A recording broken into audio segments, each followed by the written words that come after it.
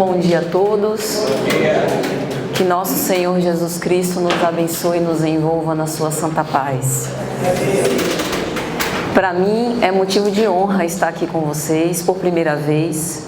Adentrei a casa e já senti essa psicosfera de amor e de ternura, fruto sem dúvida do trabalho, da dedicação de todos os trabalhadores que dedicam o seu tempo, dedicam o seu amor a essa grande causa que é do Cristo e que nós somos apenas os seus humílimos servos. Fruto também da contribuição de cada um de vocês que vem a esta casa para beber os ensinamentos de Jesus, para fazer coro a esses esforços, e espero em Deus que de alguma sorte as reflexões dessa manhã sejam úteis a todos nós. Louvo a casa por ter escolhido um tema tão pertinente, um tema que tem causado inquietação em tantos de nós. Porque quando nós olhamos para as redes sociais, quando nós vemos a TV, mesmo nós que somos cristãos, ficamos atemorizados. Pensamos aonde será que estão guardados os planos da nossa transição planetária? Quem poderá nos assessorar? Quem dirige a barca terrestre para os desdobramentos de um fim feliz, quando nós vemos tanto ódio graçar na nossa sociedade? O Espírito Fenelon, em O Evangelho segundo o Espiritismo, no capítulo 12, Amai os vossos inimigos, e este título não foi escolhido por acaso, sabiamente o nosso codificador conseguiu resgatar de toda a mensagem excelente do excelso Filho de Deus aquilo que a resume. Amar ao próximo como a si mesmo, amar a Deus acima de todas as coisas, já era uma tônica versada desde a lei de Moisés. É condição básica para quem se diz cristão. Mas Jesus apresenta um mandamento desafiador, um mandamento que nos tira da nossa zona de conforto, que implica em renúncia, em amar incondicionalmente, não obstante não seja amado, não obstante a injúria, não obstante a violência, não obstante a crucificação. Então o Espírito Fenelon, nesse capítulo, no item 10, numa mensagem que ele versa sobre o ódio, ele vai dizer: todo aquele que não cumpre a lei de amor, fatalmente deverá responder perante a lei de causa e efeito. Deus pune sempre aqueles que não vivem a lei de amor, porque o amor nos aproxima de Deus e o ódio nos afasta dele. São duas polaridades de uma mesma moeda. O ódio não significa ausência de amor, mas é porque nós amamos ainda eivados da nossa vaidade, das nossas ambições, do nosso egoísmo, dos nossos caprichos pessoais. Então, se em um determinado momento nós dedicamos todo o nosso amor a uma criatura e ela não corresponde às nossas expectativas, nós nos sentimos profundamente feridos em nossos caprichos, nós nos sentimos frustrados nas nossas expectativas, às vezes as mais elevadas, e enfermamos. E esse sentimento enfermado se converte numa mágoa e num ressentimento que toma amplitude.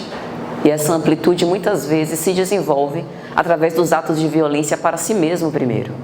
Porque quem odeia o seu irmão se fere. Torna-se, na linguagem do Antigo Testamento, um homicida. Porque não é necessário pegar em armas para matar alguém. Através do nosso pensamento, vai dizer Kardec em A Gênese, no capítulo 14, quando ele fala dos fluidos, que o pensamento é para o espírito o que a mão é para o artesão. Através do nosso pensamento nós plasmamos, modificamos fluidos e utilizamos a nossa energia mental para criar a realidade ao nosso redor. E é por isso que, se nós queremos resgatar o amor num mundo dominado pelo ódio, nós precisamos pensar em que nós temos vitalizado. Os nossos pensamentos têm se demorado no pessimismo e naquilo que há de pior nesse mundo que nós temos vivido, porque ao lado de grandes cenas de violência há também grandes ações de fraternidade. Há muita caridade sendo feita, há muito bem sendo repartido, há muita assistência do mundo espiritual e muitas vezes somos nós que permanecemos com as nossas mãos fechadas, sem poder aproveitar as dádivas que caem do alto. Precisamos nos espiritualizar, crescer. E o esforço é doloroso, desafiador. Nós precisaremos vencer as nossas más inclinações, as influências em contrário para que possamos ascender a Deus. Porque Deus jamais nos abandonou. E a prova maior disso é que para que nós pudéssemos fazer com que o amor vencesse no mundo dominado pelo ódio há mais de 2000 anos, Ele elegeu alguém muito especial para estar conosco. Tendo o Senhor enviado já diversos profetas que antecederam o nosso divino Messias, envia a Ele o seu Filho unigênito, o Filho de Deus, o modelo da humanidade, o nosso futuro enviado no tempo presente. Mostrando, porque Jesus não é mestre apenas pelas suas palavras, por elas também, pelos seus sermões, pelos seus ensinamentos, pelas suas parábolas, todas as oportunidades que ele teve de educar as criaturas, ele que foi o maior psicopedagogo que o mundo já viu, mas Jesus é mestre sobretudo pelo seu exemplo, podendo ele dos pródromos da vida maior ter ditado os seus ensinamentos, veio, o verbo se fez carne, como diz o apóstolo João, veio internar-se nesse corpo físico, conviver conosco, criaturas humanas, como a dizer que o amor se faz presente, que o amor se ensina pela prática, que nós precisamos ensaiar, mesmo que não consigamos ainda os grandes lances de amor excelso, de amor sublime, de amor imbatível, como ele foi autor, nós precisamos ensaiar a tolerância, o respeito, a convivência com o contraditório, acender a nossa luz, não obstante se demorar trevas, exatamente como a oração lindamente cantada aqui de São Francisco de Assis. Onde houver ódio, que nós possamos levar o amor dentro dos nossos corações. E aí, já entrando no tema da palestra, nós precisamos pensar sobre qual é o nosso papel. Porque nós temos pelo menos 3 missões. A nossa primeira missão é para conosco. Porque ninguém, não obstante, ame profundamente outra pessoa, evoluirá por ela. Nem Jesus conseguirá evoluir por nós. O esforço da ascese espiritual é nosso. É um papel insubstituível e impostergável. O tempo urge.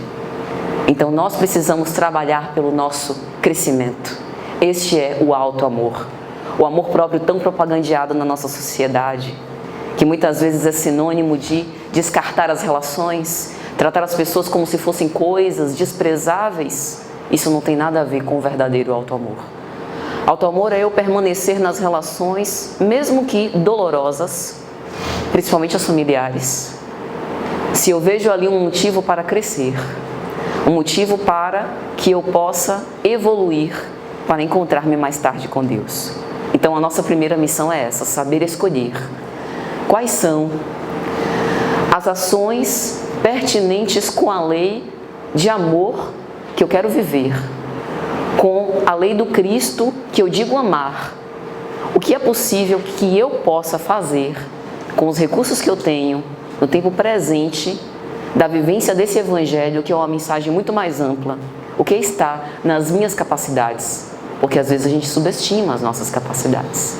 Eu não aguento, eu não suporto, eu não consigo mais conviver com essa pessoa difícil que me tira do sério. E eu me pergunto que, se fosse Jesus a conviver com aquela pessoa, se ele teria a mesma concepção. Às vezes falta um pouco de resistência nossa, endurance, como a gente diz no exercício físico, para perseverar na esperança e caridade até o fim. Mas essa é apenas a primeira missão.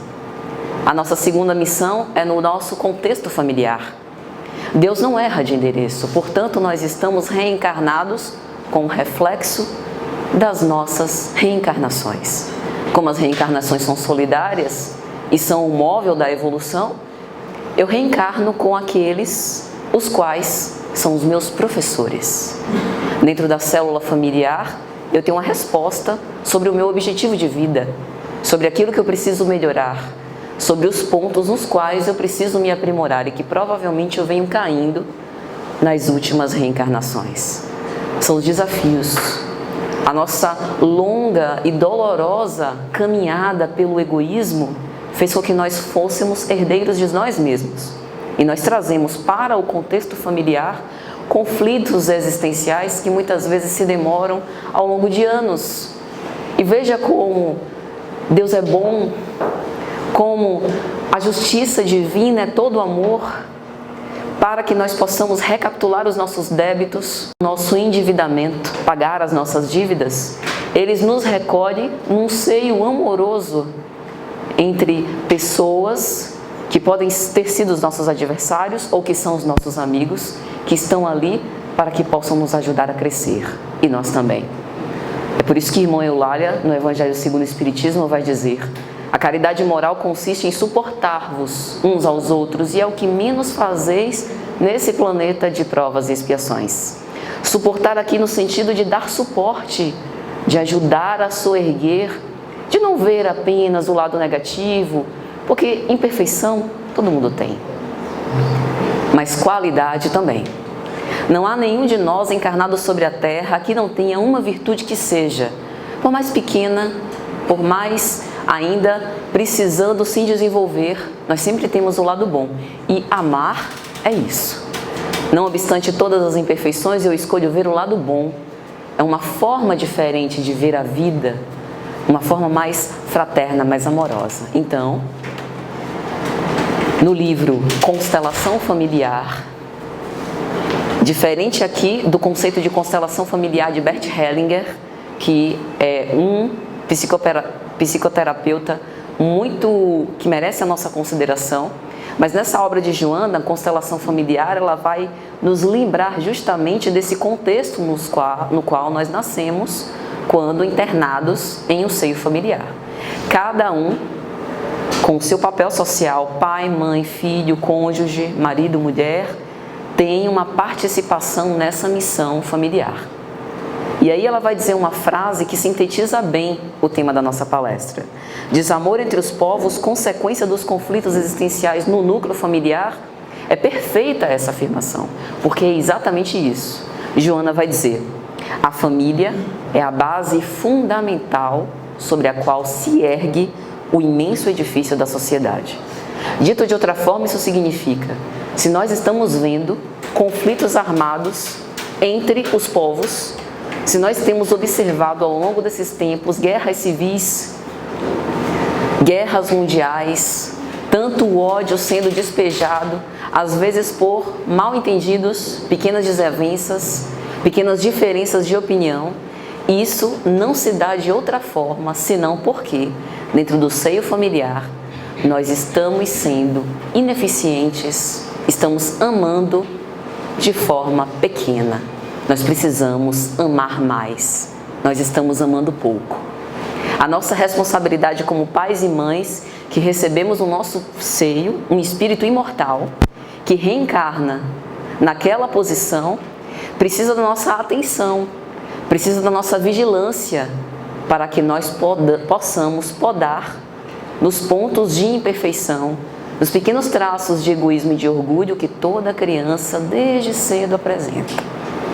A gente precisa amar, acolher, amparar, envolver numa psicosfera de amor e de ternura. Mas amor também é disciplina. Amor é, sobretudo, educação. Dizer não, muitas vezes, é o maior ato de amor que nós podemos demonstrar em relação a outrem. Então é por isso que é no lar que nós precisamos educar os nossos sentimentos.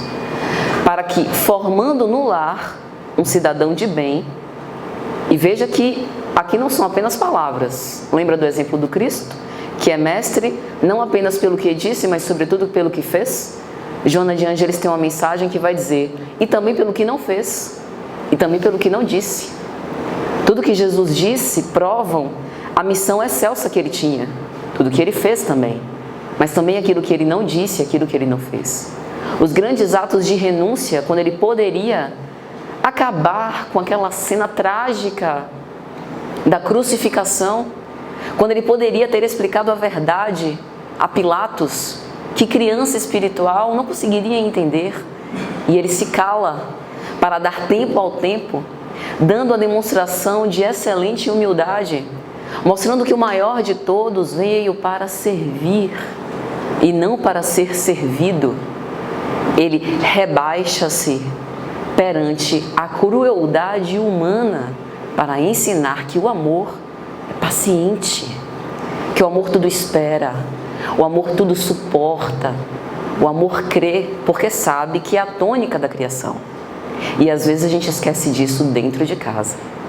Às vezes a gente esquece dentro de casa que a gente está lidando ali com espíritos milenares, que aquela mania que nos irrita, às vezes é progresso, porque passou dezenas de reencarnações repetindo os mesmos equívocos, e aí dos erros clamorosos restou uma mania. Deus seja louvado. A gente também tem as nossas.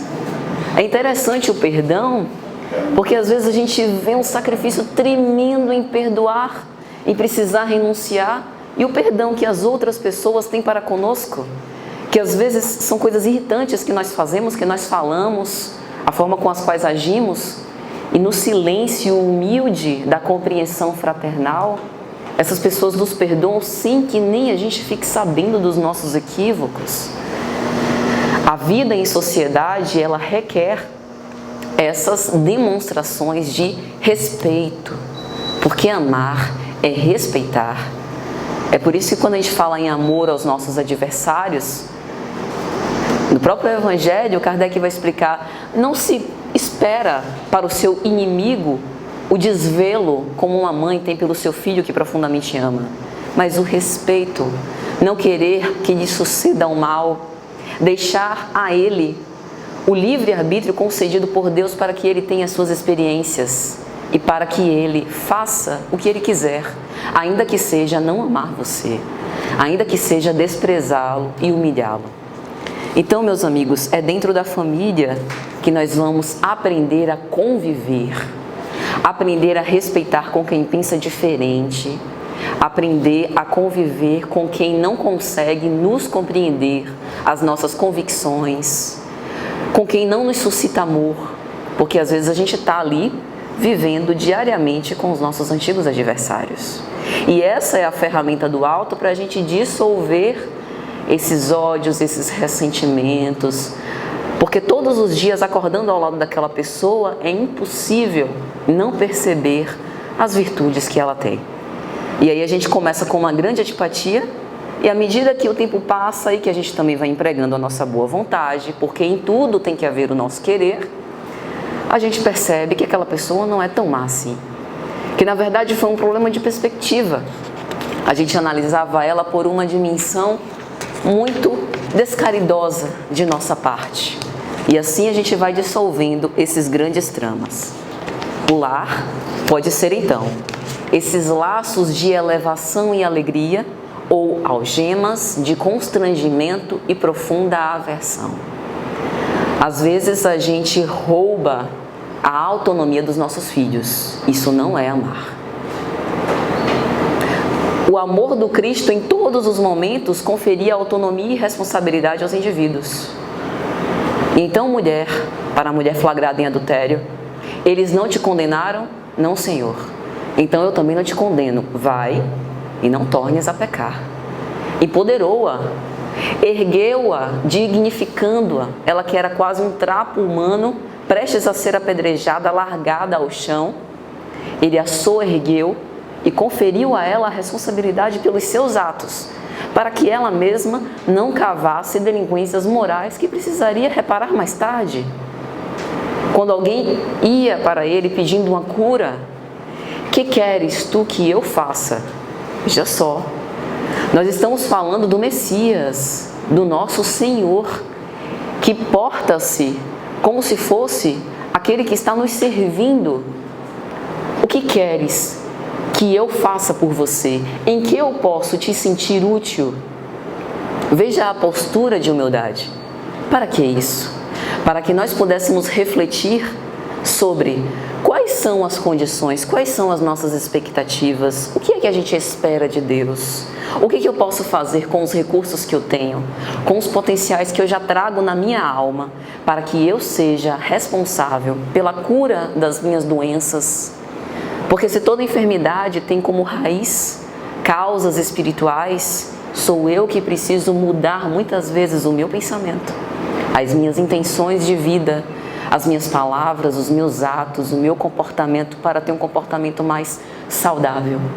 Não adianta exortar a Deus que as dádivas caiam do alto, se o meu terreno continua infértil? Sementes caídas em pedregulhos, em solos inférteis, não conseguem germinar e dar frutos. Então, em O Evangelho segundo o Espiritismo, no capítulo 5, Bem-aventurados os aflitos, há uma mensagem que dá um recado para nós, pais e mães. Quantos pais são infelizes com seus filhos porque não lhe combateram desde o princípio as más tendências? Às vezes a gente dá tudo para os filhos. É lógico que nós temos a responsabilidade para com eles. Precisamos educá-los, conduzi-los no caminho do bem, dar-lhes o bom exemplo, sustentá-los, porque veja que o ser humano é muito dependente, até que ele forme a sua personalidade e a partir de um determinado momento precise fazer as suas escolhas. Eu também preciso dar espaço. E muitas vezes a gente sufoca os nossos filhos com um excesso de ternura que é prejudicial.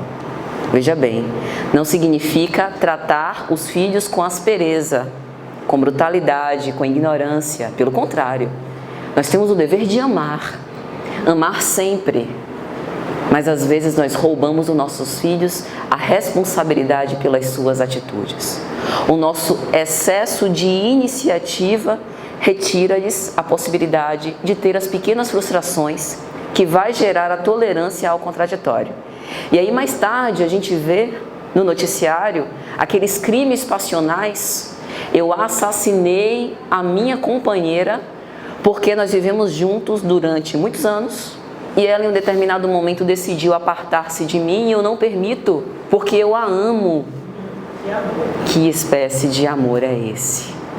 É um amor que precisa ser educado. Não é que haja ausência de sentimento, há sentimento, mas há um sentimento equivocado. Há um sentimento de amor incompreendido. Eu não posso roubar a liberdade do outro a pretexto de amar. E isso também funciona para nós, enquanto pais e mães. Se eu vejo o meu irmão em erro, seja o meu filho, seja o meu marido, cabe-me alertá-lo. Mas é como dizem o Livro dos Espíritos, educar sem roubar a liberdade de consciência.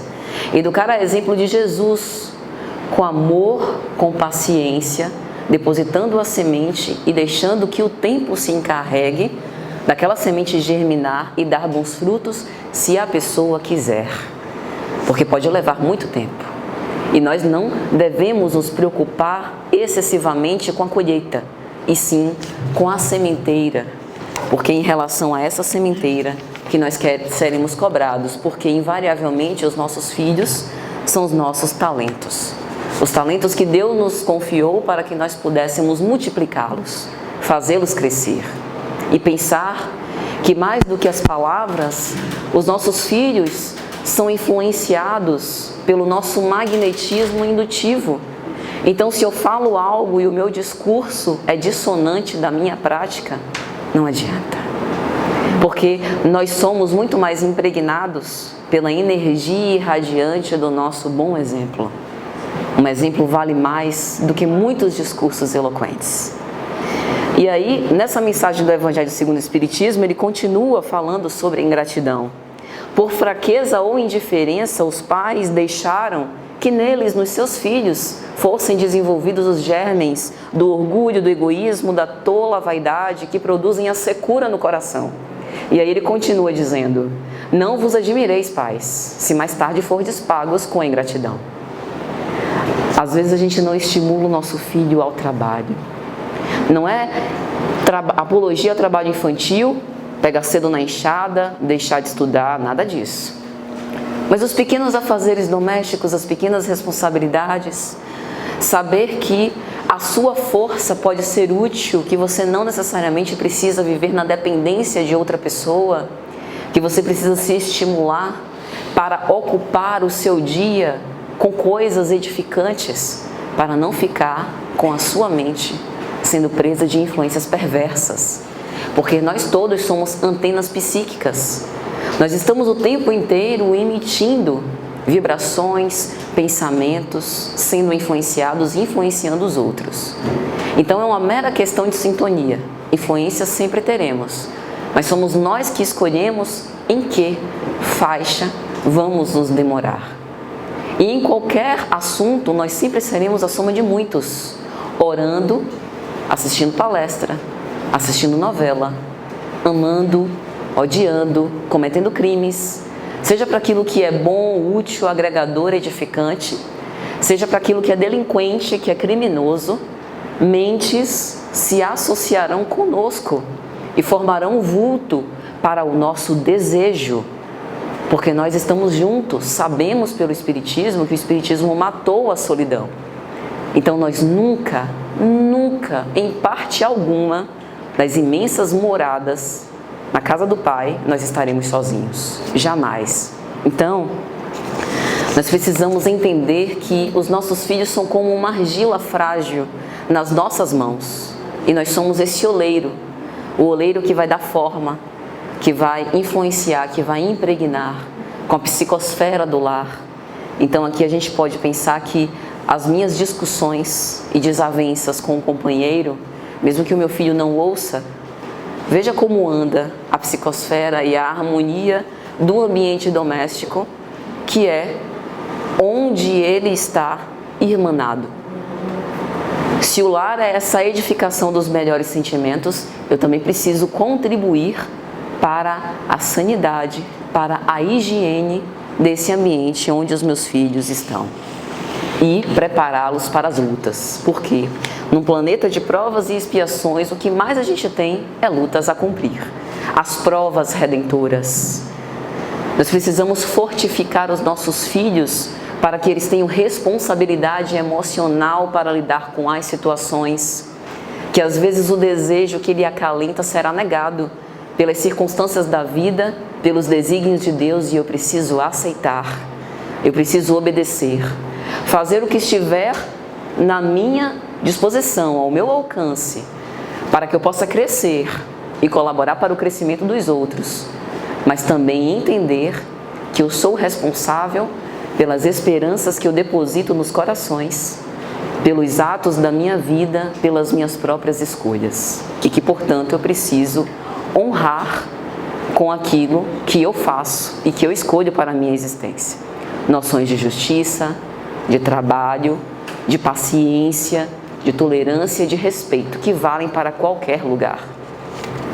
Seja se for alguém que vai ocupar os altos postos do poder, seja um trabalhador o mínimo na sua tarefa silenciosa e quase imperceptível na sociedade. Tudo isso são receitas para que a gente possa viver melhor, para que os nossos filhos e nós mesmos sejamos aqueles que façam a luz em meio a tantas trevas, levemos o amor em meio a tantas redes de ódio. E às vezes o que a gente esquece é que essa responsabilidade, às vezes nós, ali dentro do lar, é o que Emmanuel vai dizer na obra Vida e Sexo, nós estamos fazendo desvinculações. Às vezes quando a gente vê pais e mães excessivamente possessivos com os filhos, a gente está vendo ali uma oportunidade no papel de pai e de mãe de revisitar aquele amor, de amar por uma outra dimensão, de desapegar, de entender que o nosso filho não é nossa propriedade, que eu estou preparando ele para reformar a sociedade que eu julgo doente, que eu julgo odiosa, que eu julgo violenta. Então não é esperar um mundo melhor para o meu filho, mas preparar o meu filho para que ele ajude, né, e faça corpo com os outros para formar um mundo melhor. Ou seja, tomar a responsabilidade pela parte que nos cabe. E aí Joana de Ângeles, nessa obra Constelação Familiar, vai dizer: não fosse a família, os crimes hediondos que são cometidos a miúde ficariam difíceis de ser retificados e os ódios ressumariam com maior facilidade. Ou seja, se está ruim, imagina sem família. Kardec analisa isso em O Livro dos Espíritos, que dissolvendo os laços familiares haveria recrudescência do egoísmo. Eu quebraria os laços afetivos que muitas vezes me coíbem de agir de uma forma mais cruel em relação ao meu semelhante. Desfeita a família, eu faço uma abolição da oportunidade de reparação dos meus conflitos. Porque hoje, por exemplo, aquele que eu assassino, amanhã, pela reencarnação, posso receber no meu seio familiar como meu próprio filho, para amá-lo, para desfazer aqueles laços odiosos. Não houvesse a família, essa oportunidade não seria concedida pela bênção do esquecimento do passado, em que agora com outras vestes, com uma outra oportunidade, outro cenário cultural, outro ambiente, nós temos a oportunidade de ensaiar mais uma vez o amor. E aí, meus amigos, para entender ainda mais essa repercussão dos laços familiares na sociedade, eu me lembrei de uma história do Antigo Testamento, muito interessante. O primeiro livro do Pentateuco Mosaico, o livro de Gênesis, no capítulo 4, fala sobre a primeira família da humanidade. Adão e Eva tiveram 2 filhos, o primeiro deles Caim, que tornou-se mais tarde o lavrador, e o segundo mais novo, Abel, que mais tarde tornou-se pastor de ovelhas. E é justamente no capítulo 4 do livro de Gênesis, que na minha opinião, modéstia, é um livro parabólico, cheio de linguagens, de arquétipos, que nós podemos ali interpretar e trazer para a nossa realidade atual. Nós temos o primeiro assassinato na Bíblia, que é justamente cometido entre irmãos. Fratricídio na legislação humana. Assassinato entre irmãos. E aí, a primeira coisa que a gente pode se perguntar é: há algum assassinato ocorrido na nossa sociedade que não seja entre irmãos? E aí, a gente pensa, né?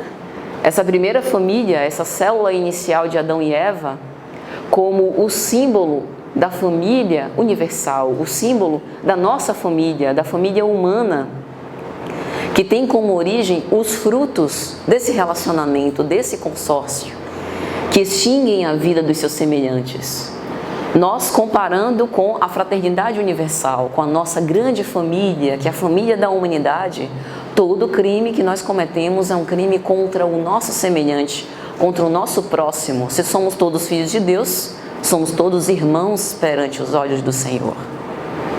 E aí, quando a gente vai analisar o texto, a gente vai ver o motivo torpe que levou a esse assassinato, como é a maioria dos motivos dos crimes. Quando a gente olha com brandura, com calma, com serenidade, meu Deus, às vezes um mal entendido, uma má interpretação, uma dedução equivocada, um sentimento enfermado, o egoísmo tomado às maiores circunstâncias, um ato impulsivo, não raras vezes geram os crimes clamorosos. E aí a gente vê o motivo da briga. Naquela época era comum fazer oferendas a Deus. E aí cada um, Caim e Abel, deram ao Senhor, apresentaram ao Senhor uma oferenda do fruto do seu esforço. Caim, sendo lavrador, pegou parte da sua colheita e ofereceu ao Senhor. E na linguagem da Bíblia, o Senhor não atentou para a oferenda de Caim. Já Abel pegou um noviço, uma ovelha do seu rebanho, um cordeiro, e ofereceu ao Senhor. E naquele momento desceu fogo dos céus, mostrando que o Senhor atentou para a oferenda de Abel. E aí o que acontece? Nada parecido com as nossas relações atuais. Caim ficou irado, não entendendo as razões pelas quais Deus olha e se regozija com a oferenda de Abel, fica profundamente encolerizado, e como ele não podia estapear Deus, assassinar Deus, porque Deus é onipotente, é todo-poderoso, ele pega e desloca a sua agressividade, um mecanismo de defesa do ego, que foi estudado por Sigmund Freud na psicanálise, para aquele que é o seu menor. É a mesma coisa da gente quando se encoleriza com o nosso chefe no trabalho e às vezes responde o nosso filho de forma atravessada, ou até ataca-o com um ato de violência porque a gente não consegue fazer com aquele que foi o nosso ofensor. Aí Caim vira-se para Abel e o assassina. No exato momento, o Senhor se apresenta a Caim e lhe pergunta: Caim, que fizeste do teu irmão? O sangue dele clama da terra para o céu, ratificando que não há nenhum ato, por mais que a gente consiga fugir da lei humana, fugir dos olhos dos homens, que seja esquecido pela consciência divina, porque a consciência divina está em nós. Antes da gente pensar, as nossas intenções foram vistas por Deus, porque Deus está no nosso interior, Ele está em tudo, nada passa perceptível. E aí a gente se pergunta, será que seria de fato necessário reagir com essa falta de maturidade psicológica? Será que às vezes nós também não nos sentimos desanimados, até irados com Deus, por Ele oferecer as negativas para educar os nossos sentimentos? E a gente também não passa a ter ações de rebeldia, de incompreensão, de desobediência, como o próprio Cristo disse a Saulo de Tarso, a recalcitrar contra os aguilhões, e isso acaba por nos ferir? Por que essa reação tão exagerada por parte de Caim? E a partir desse momento, portanto, esse crime que ele precisaria rever. Por que perante aquela situação, ele provavelmente poderia ter se aproximado do seu irmão, até para aprender como foi que ele fez e tentar verificar qual o motivo pelo qual Deus se atentou mais para a sua oferenda em relação a dele. Mas tudo isso, todas essas reflexões só são possíveis quando a gente tem paciência, quando a gente tem o nosso olhar mais elevado pela vida, quando a gente tem a boa vontade de seguir os ensinamentos de Deus, porque não há nenhum de nós que se afaste da lei de amor que consiga viver em paz. O ódio não alimenta. E é por isso que na história bíblica, a partir daquele momento, Caim tem uma vida errante, vivendo sem paragem, sem paradeiro, completamente desnorteado, errático, sem saber para onde ir, fica perdido. Só o amor nos orienta. Só o amor faz com que nós voltemos para a nossa estrada. Só o amor nos traz a paz, a serenidade, a verdadeira felicidade que nós tanto buscamos. O ódio, em momento algum, vai nos alimentar. E todas as vezes que nós tivemos dúvida sobre como fazer, todas as vezes que formos esbofeteados na face, que possamos fazer como Jesus. Lembra-se da cena? Logo depois que Jesus no Monte das Oliveiras foi manietado e levado perante Anás e Caifás. Ele chega para ser interrogado e o soldado romano lhe esbofeteia na face. Naquele momento ele para e faz ao seu opositor, ao seu agressor, uma pergunta: se falei bem, por que me bateste? Se falei mal, educa-me. Educa-me com respeito, sem violência. Mas se falei bem, por que me bateste? É a gente refletir que por trás dessas cenas de violência e agressividade há um turbilhão de sentimentos que precisa ser educado. Então, perante o agressor, nós também precisamos agir com caridade e perceber que aquela ofensa, talvez, seja fruto de um desregramento tão grande do seu interior que ele não consiga apenas abafar dentro de si. Por trás de uma agressão pode estar um pedido de ajuda. Não é a gente se tornar saco de pancadas, mas é também a gente ter o entendimento fraternal para perceber que nem todos, infelizmente, gozam da serenidade, da lucidez, da sensatez que nós temos. Se nós temos vida, saúde, discernimento para tomar boas decisões sobre a nossa vida, graças a Deus.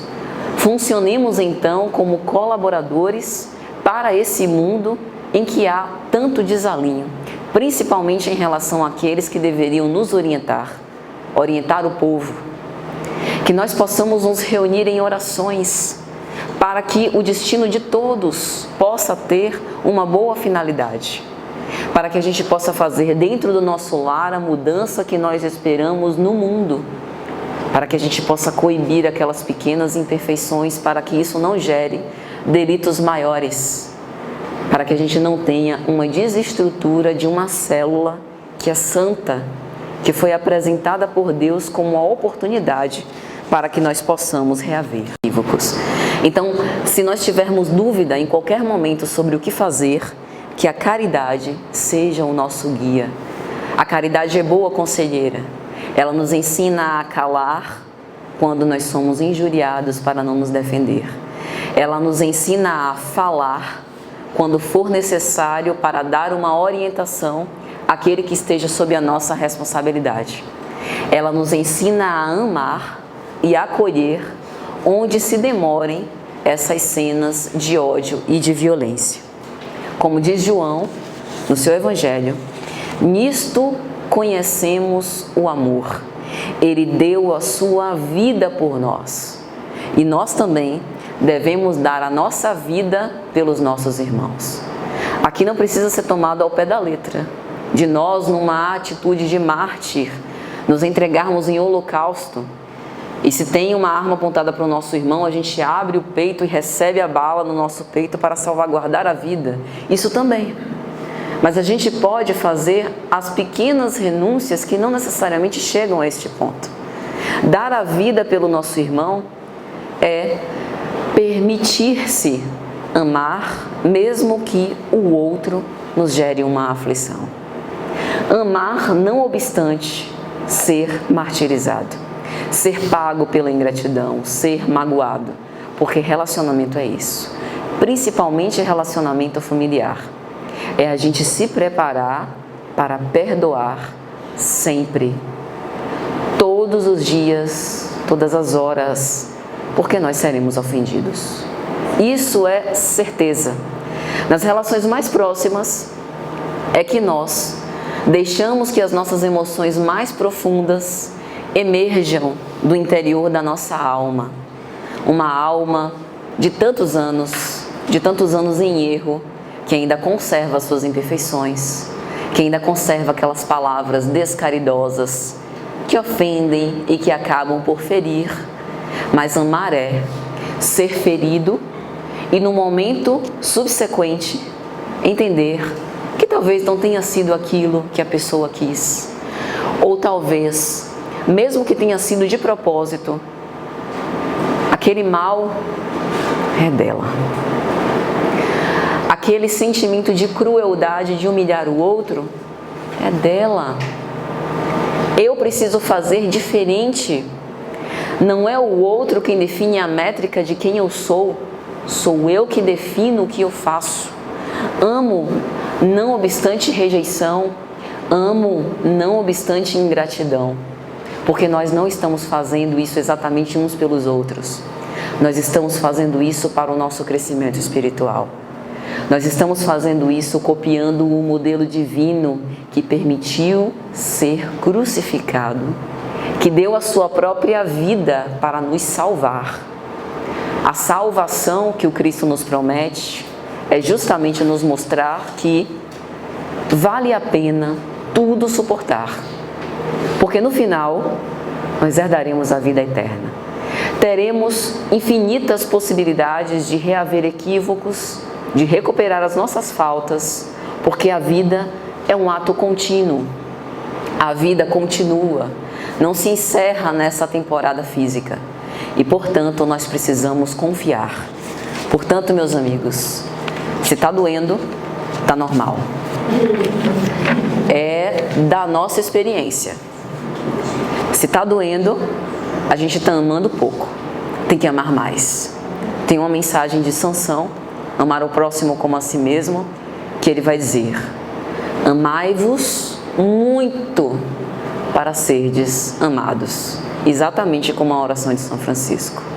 Amar antes de ser amado. Compreender mais que ser compreendido. Para que um dia nós sejamos capazes dos grandes atos, dos grandes testemunhos dos cristãos primitivos.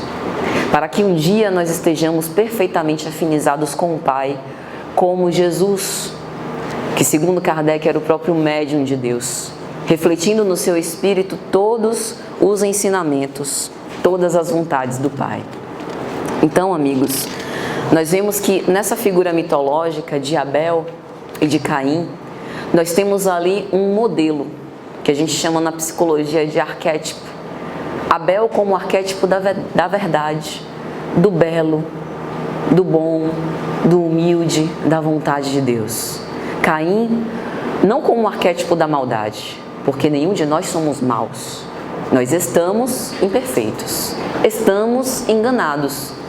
Então Caim é o modelo do equívoco, do engano, da mentira, do afastamento às leis divinas, que todos nós, em maior ou menor grau, ainda temos uma estrada por esse caminho. Quantos crimes não são cometidos por enganos? Engano de não aceitar o fim de um relacionamento, engano de uma divergência política e religiosa. Quantos crimes foram cometidos a pretexto de fazer a justiça de Deus? Veja que contrassenso.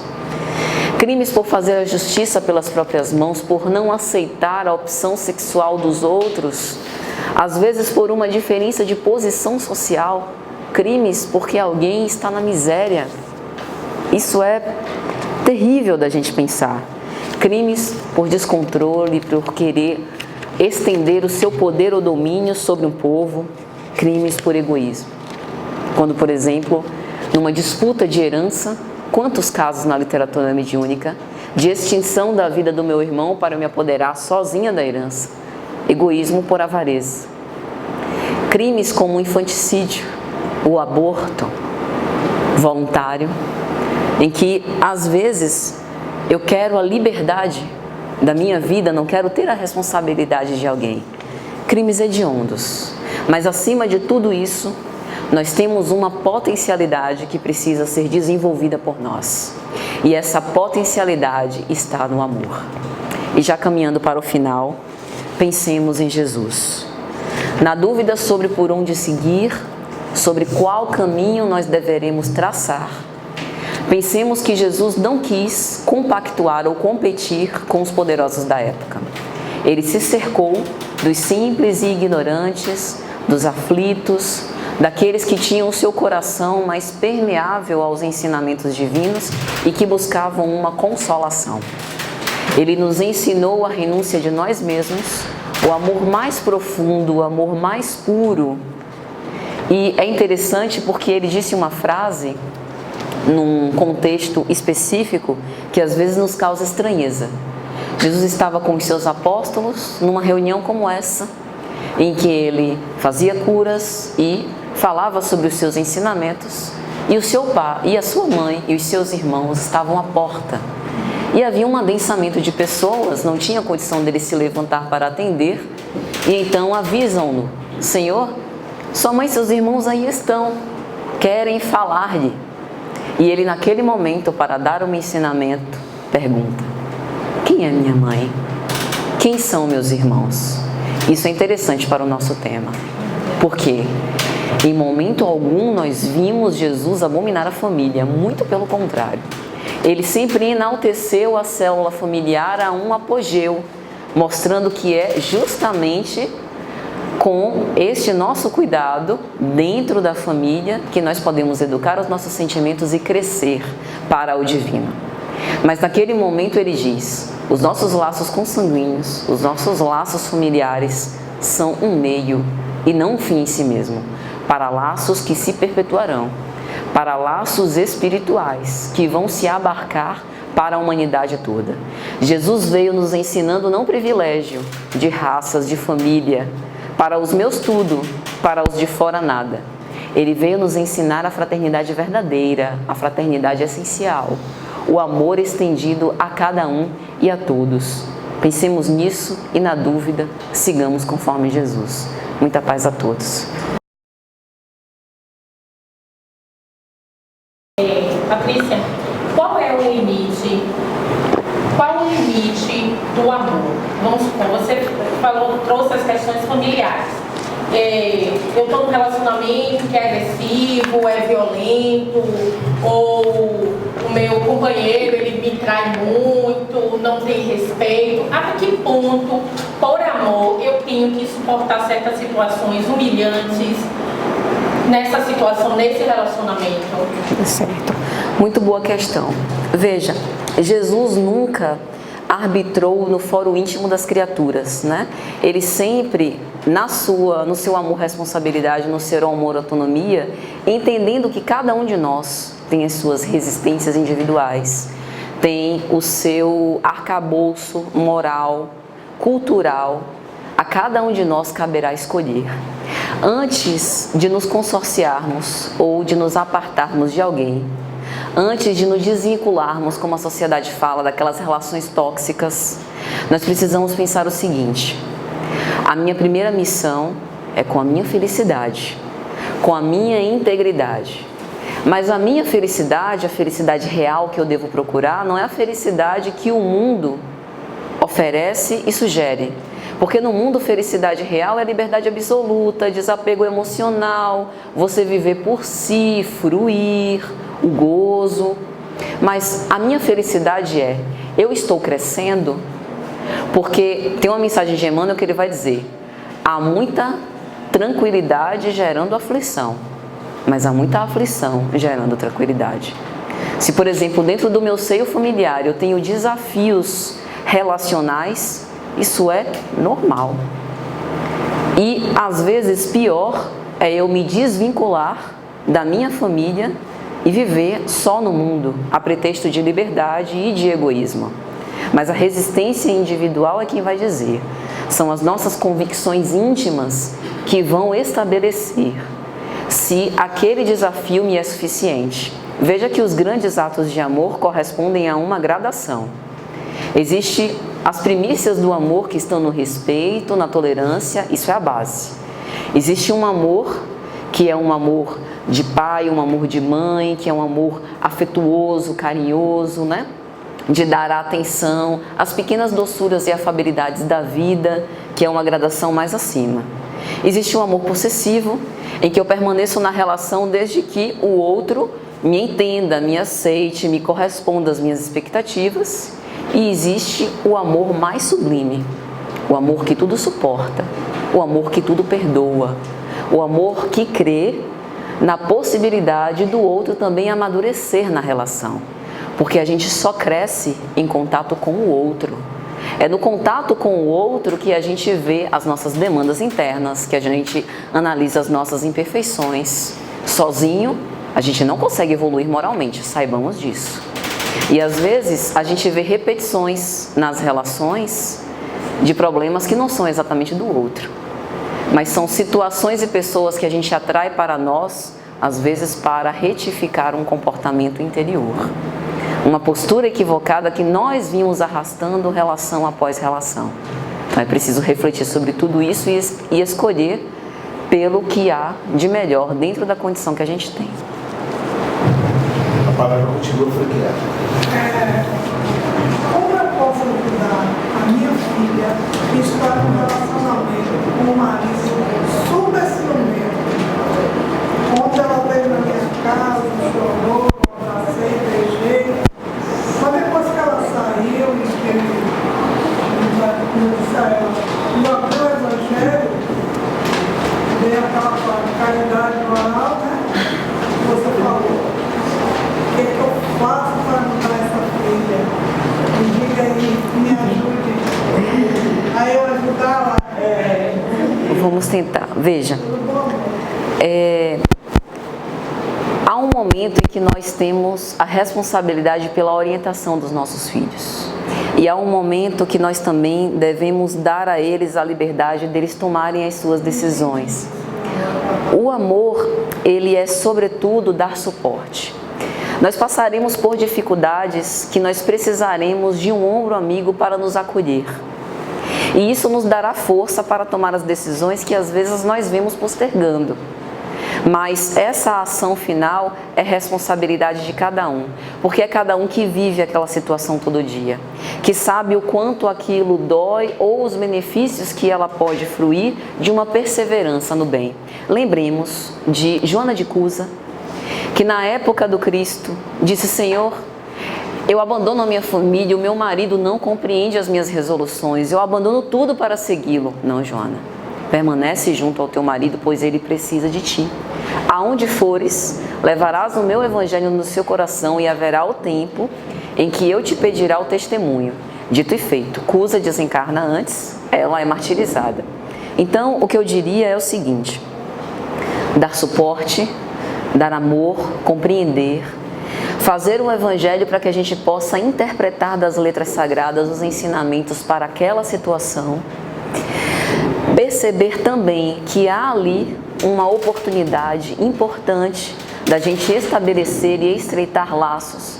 Às vezes é a ajuda que ele precisa, mas saber que cada um de nós também tem a responsabilidade pelo que nós fazemos.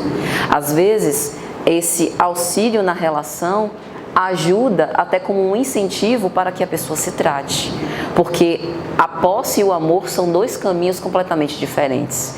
E no ciúme exacerbado que a gente vê é uma tentativa de posse e de controle sobre o outro, que às vezes traduz uma grande insegurança. Então é importante também refletir sobre a responsabilidade pessoal. Nós também precisamos querer melhorar.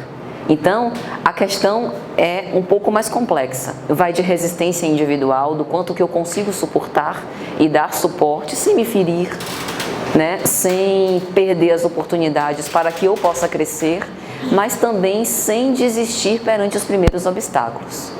Você, como mãe, ame. É o que todos nós precisamos. Ela tá seguindo um caminho assim. Ela tá um pouco nervosa e aí ela tá começando a comer mais. E ela tinha perdido 6 quilos, já readquiriu. O equilíbrio... Ela tá tentando, na merenda, na coisa, açúcar. Ela tá passando. Isso também é uma outra questão interessante, porque nós temos as nossas, seja causado por uma influência externa ou interna, nós temos essas pulsões que às vezes a gente direciona e canaliza, né, para fins que não nos geram saúde. Então isso também é uma coisa interessante da gente pensar. Quando a gente precisa cuidar, em primeiro lugar, a nossa missão é para conosco. E o nosso reequilíbrio íntimo, a nossa harmonia interior. A gente não pode permitir se desestruturar da nossa paz, né? Se nós estamos observando que no convívio com alguém eu não consigo me reequilibrar e buscar essa serenidade, é preciso também repensar. Não é exatamente culpa do outro, entende? Mas pode ser uma inabilidade temporária de eu conseguir lidar com aquela situação. Então, às vezes, o afastamento me faz voltar para o prumo, recuperar a serenidade e ganhar mais forças para poder conviver com isso. Por causa do tempo, vou apresentar simultaneamente 2 questionamentos. Querida Patrícia, paz no bolso. Somos nós, através do pensamento, que não eliminamos o ódio que paira no planeta e questiona o tempo para resgate. Outra pergunta. Sabemos que não temos mais tempo para neutralizar o ódio no mundo de provas e expiações. O que poderá acontecer?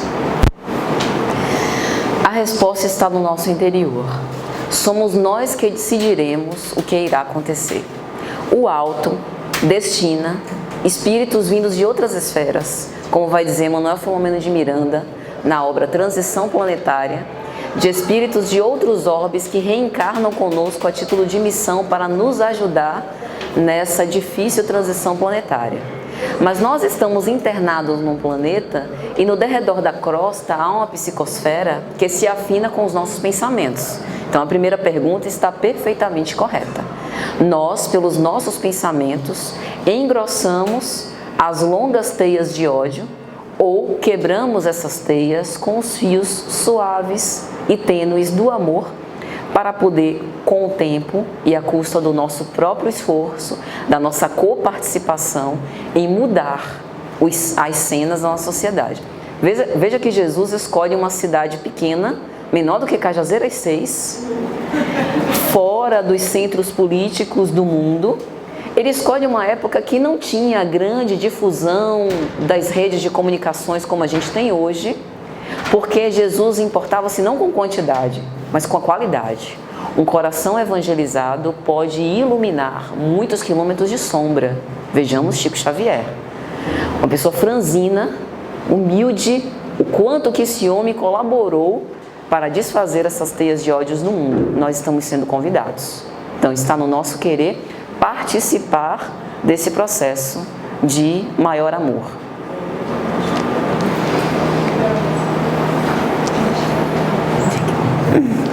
Patrícia, este é o momento dos nossos agradecimentos.